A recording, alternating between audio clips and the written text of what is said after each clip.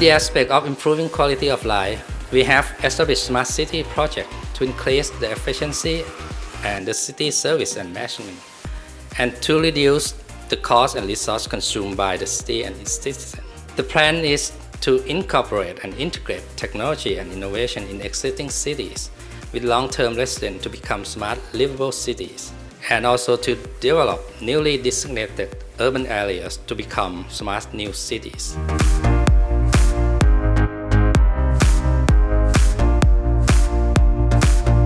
When we saying about being a hub, I'm also thinking about the geolocation that we are having very benefit as of physical connectivity throughout this region, not only ASEAN and also the Indochina. And we get back to say about in which time frame. So Thailand as a hub, what are the key traits of a hub?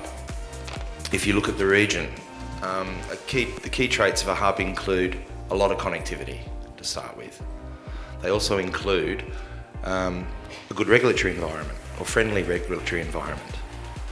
It also incorporates aggressive pricing to encourage people to set up business here and be part of the hub. I think without those key aspects, price, connectivity, and a friendly regulatory framework, coupled with a great collection of content providers, app developers, enterprise clients, if those things can't come together, it'd be very challenging to be a hub. I will tell you that I'm not Thai, but I think I can claim that I built the first Thai data center in Bangkok, and today they are very successful. So please be patient with whatever plans you have. The digital economy has only just begun for everybody, not just for Thailand. So Indonesia took 6 years to get to where they are today. So Thailand will have to take time. The key thing that I would like to say is no matter what you do, whether hub or not hub, the key thing is to focus on what you need to do as a country and how do you integrate your digital economy with other like-minded digital economy players. That's critical. Based on that, you develop a set of criteria. So it's very heartening for me to see this morning the establishment of a set of rules, the cyber security rules, the PDPA rules. These are important fundamentals that needs to be put in place. There's one more very important aspect, which is being a coastal city. Obviously, the subsea cable must be able to land in your location, right? I think Thailand has that very important point. I think that's the number one most important point. Now, if the market can be open and deregulated, I think you have really a very good chance to be the hub for Indochina, because today all the traffic are coming down to Singapore before it's being sent back up again to north up to Thailand, Vietnam, Laos, and Myanmar. So I think there's there's a longer latency. If there's a way where you can have the Indochina traffic route through Thailand, they'll be a lot more efficient. To see if Thailand can be a hub for the Indochine or Asian country in the term of data center and all around this server cloud center for the region. So, of course, to have a good data center, or we have up to be, we have a lot of starting from data center itself to connectivity to cable marine to everything. So I will start just my first question for Sean. So Sean, please go ahead.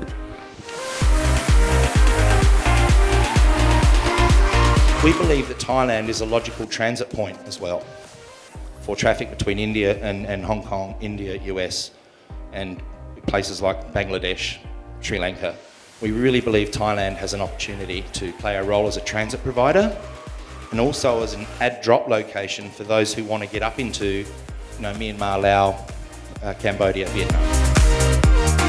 Mr. Hirotaka Kamata, Principal Consultant Data Privacy of Internet Initiative Japan, IIJ.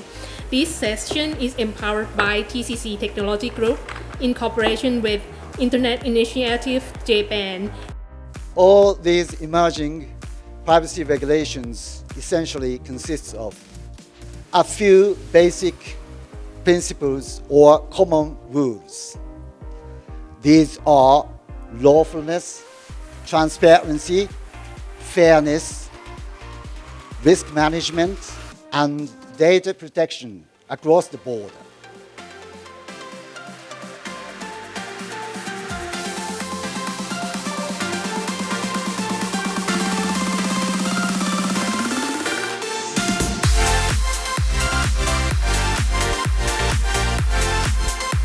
I come from a different angle. You mentioned scale, I mentioned skill. So sometimes we forget that, like the marriage, it's not about the wedding. It's not about building the data center. That's the exciting part, but that's not the important part. It's all about operation.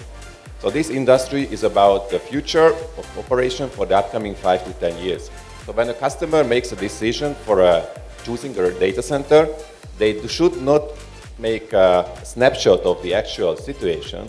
They should predict what will happen with this data center for the upcoming 5 to 10 years, or at least during the contractual term.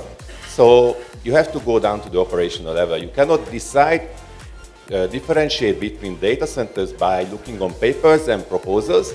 You have to send your technical people, you have to send us to check that if that data center is operated in a manner which you would like to deal with. Wow, when I heard Calvin ask, make me remind the movie called Forrest Gump. Life is like chocolate, right? You have to taste it and you know. Same as operation, I can tell you, most of the data center failure is on human. We have the new technology we call DSIM to operation like autopilot. The best airplane in the world, 737 MAX, 2 plane already. Right now they all crowded on the airport. Why? Does it take a lot of life? Doesn't matter with data center. So that means when you want to check with data center they have good operation or not, word of mouth, you can ask the one who rent the data center already. Let's see about the history of the failure, what happened, what the cost. Even though they have the backup side or not, like Japan, they didn't build a huge data center, but they use the smart of the telecommunication, because right now the technology has changed. We didn't talk about the latency anymore. So there's many elements, right, to make sure that you pick the right data center and have a happy marriage, a long-term marriage together, right? But the core of that is one element in the perspective of STT-GDC, which is scale. When you have scale, that pushes other requirements to come into play. Scale will drive the availability of power. Scale will drive the capability, your bandwidth for a network. And scale, make sure you have space or the right location. When you have scale, as the panel talked about this morning, it drives commercial viability. So it makes the co-location, if you have capacity, you have power, great location, but if too expensive, quite difficult to maintain, right? But if you have scale, then it becomes commercially viable. And then when you have commercially viable, then your business grows. But I would take a very simple factor when we select the data center. As a user, I take location, but I want to look at the location in different way. Because the data center locations, actually, it's like when we're going to marry someone, the location means hometown. Yeah. We married from the partner from north, from east. They have different behavior, different culture, different insight. It's the same as the data center in the same design, but located in different locations. The people around the data centers, even though we try to reduce the people, but actually we need to have some people operate. People in this location may behave or may have some specific characteristics. So the location is not just location. The location we also look at is just good looking, this location is it's a prime location. Yes. But actually, it's not just look. Once we married, it's not just good looking. It reflects the thing from the hometown, the way they work, the way they handle things. That it become the operations and all the things. I think location is reflect many things around the data center location. How many failures have you had? Let me tell you, it's true. I've run data center for 15 years. We have failures, always, every day. But it doesn't impact you guys because the systems are so well designed, we recover from those failures. So the customer don't have a failure. But we, as a data center, have failures almost every week. Okay, just for sure, just to let you know. So if the engineer comes back and says, oh, no failures, so first of all, that he doesn't meet his criteria, no trust. He's lying.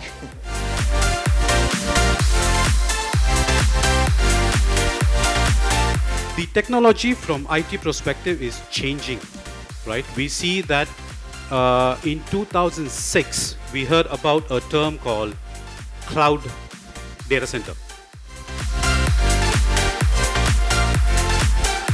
Everybody knows that China is growing very fast, and this is basically pushed by the country's policy for big data. And on the average research right now, China is growing faster than the world, as everybody knows it. They are growing at about 35% on the average compared to about 20 to 25% for the global. All right, so this will contribute to his next slide, whereby he explains how the China are developing their data centers. 大型数据中心呢，在这个世界各国呢，都是在建大型的云计算数据中心。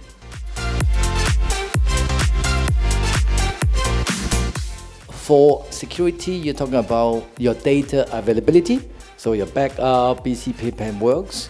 You talk about integrity, so you make sure your access right and so on. And the third one is confidentiality. Make sure your data will not be exposed. The provider have a limit liability. We also have our own liability. So first thing is that you need to justify that what is the liability for cybersecurity of the provider provide for you, and what is your liability to the part that you use. Quite like if you use the infrastructure as a service, your liability will be higher than the service provider, right? If you use a software as a service, your liability is transfer. Most of your liability transfer to the service provider.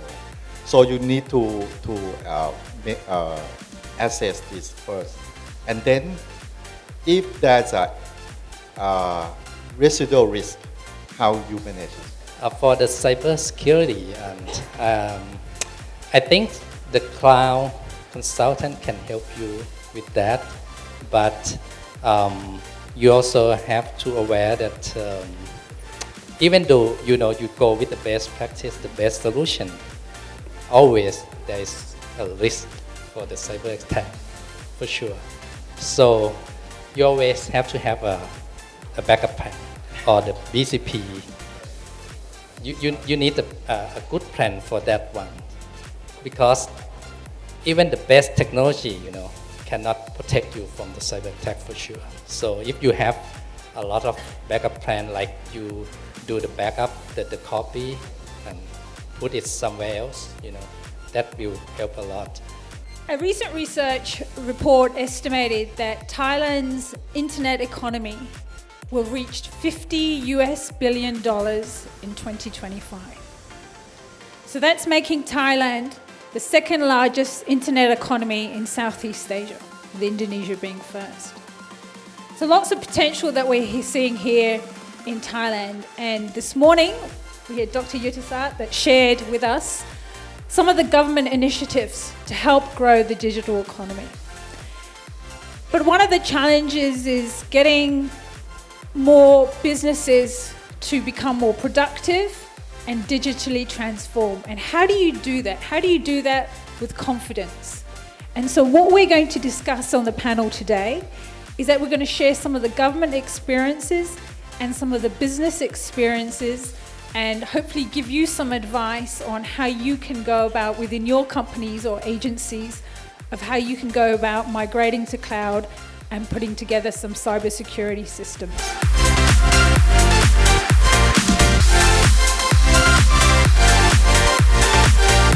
สิ่งที่เกิดขึ้นเนี่ยบริษัทเริ่ม move จาก oil base เป็น data centric จนหลายๆคนเขาบอกว่า data เนี่ยมันมี value เทียบเท่ากับน้ำมันที่เคย drive ธุรกิจในอดีตนะครับแต่อีกอย่างหนึ่งที่น่าสนใจก็คือถ้าเผื่อเราไปดู life span ของแต่ละบริษัทที่เคยเป็น top 5ในเรื่องของ market cap นะครับเราจะพบว่าอายุเฉลี่ยของแต่ละบริษัทที่สามารถ maintain ตัวเองให้เป็น leader ใน market cap ได้ระยะเวลาสั้นลงเรื่อยๆเพราะฉะนั้นถ้าเผื่อท่านไม่เปลี่ยนแปลงนะครับไม่ disrupt ตัวเอง disruption มาถึงท่านได้ไม่ยาก